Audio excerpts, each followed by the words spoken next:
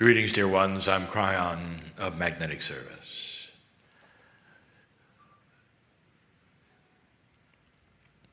The gathering today is a precursor for the next days to follow. The few hundred of you will eventually turn into 1,200. And what I wish to do at this moment is to give you a preview of the channeling, the message that I will be giving on Saturday morning. And the reason that I wish to do it now is to capture the energy of something. And I'm going to give that to you in a moment. It's peaceful outside. It's beautiful. And in a moment, you will see the splendor of one woman's dream. You will feel her presence because we have told you what happens to the human soul as she is still here. It's not just a beautiful day outside, it's peaceful, and you can move from place to place. You can decide to go over there and talk to a friend, or go over here and eat something. You have the freedom and the joy and the ability to think for yourself and be whoever you wish. And yet there are so many places on this planet that don't have this. And if you look back in history, dear ones, you'll say, well, that's just the way things are. And you'll say you are fortunate indeed to be here. Or perhaps you've been in some of those places and escaped. I know who's here. And there's always the dichotomy, is there not? Of those that have peace and beauty and those who never get it. Perhaps because of where they're born or their situations in life.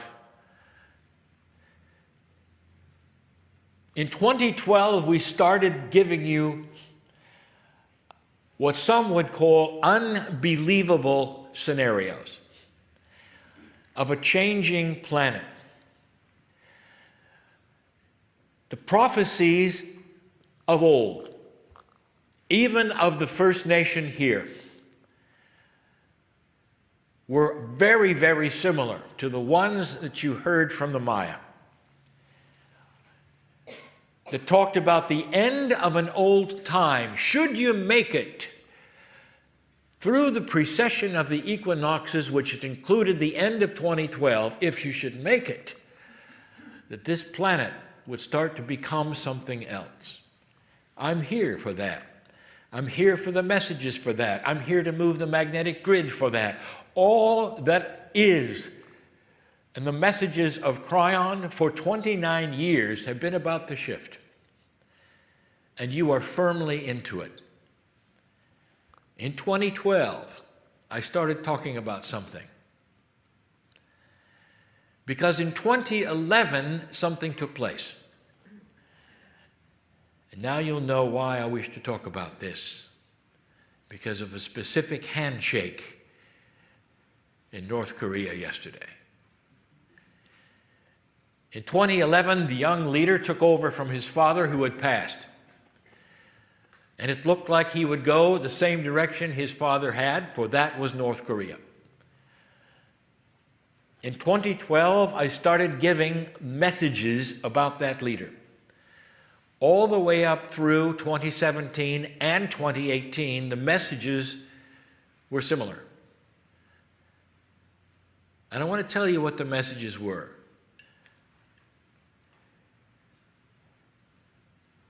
The messages said this, that against all odds, there was a 50-50 chance that the Koreas would unite, that there would be no nuclears, and dialogue with the West. The end of a 70-year war. And this was the message in 2012. Because there was something happening. You might remember another message then, given that the Pope would be changed soon. I said you'd get a new one.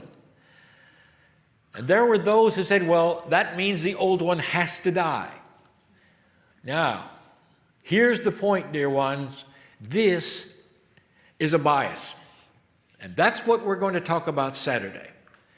It's a bias of an old system that says if you're going to have this, then this must happen. 2012. I told you that something remarkable might take place with a new leader in Korea. As time marched along, it looked like nothing of the sort. In fact, it looked like just the opposite. I'm going to repeat this message, this much of it, on Saturday, because it's so important for you to see something that just took place and realize that although it just took place in your timeline, it's been working since 2012. I would never have given you a message as bizarre as this, of what you saw yesterday as the potential beginning of the end of a 70-year war and the two Koreas uniting finally, where the guards put down their guns and families walk across that zone and meet one another. And there would said, that is impossible. Or if it happens, Kryon, this and this and this would therefore have to happen.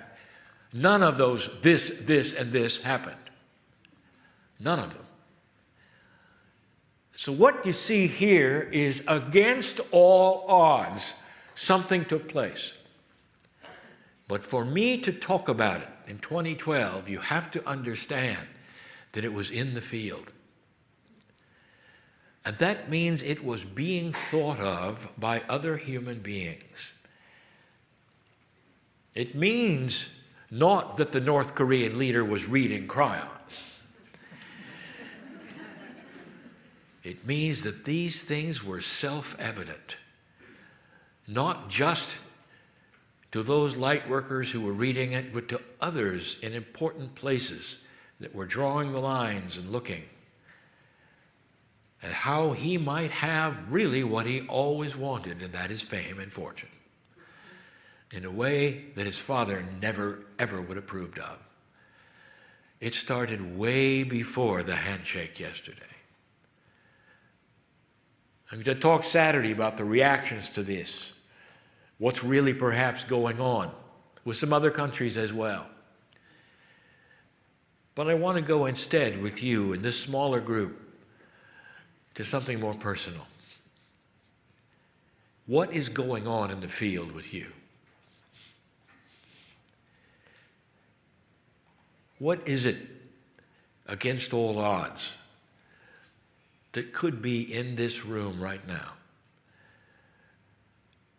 that is in the field, and I mean by that, the actual energy of its manifestation is here?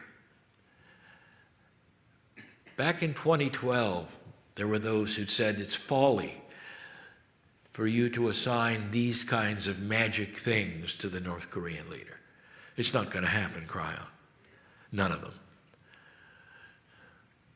Some said Kryon is a little ignorant about world things. And then there was the handshake yesterday.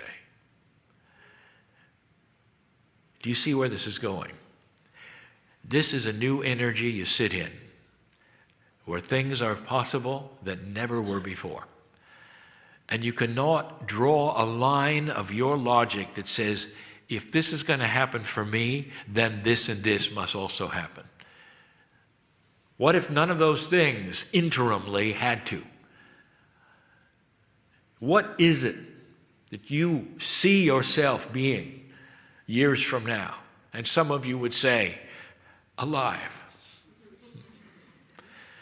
Because I know who's here.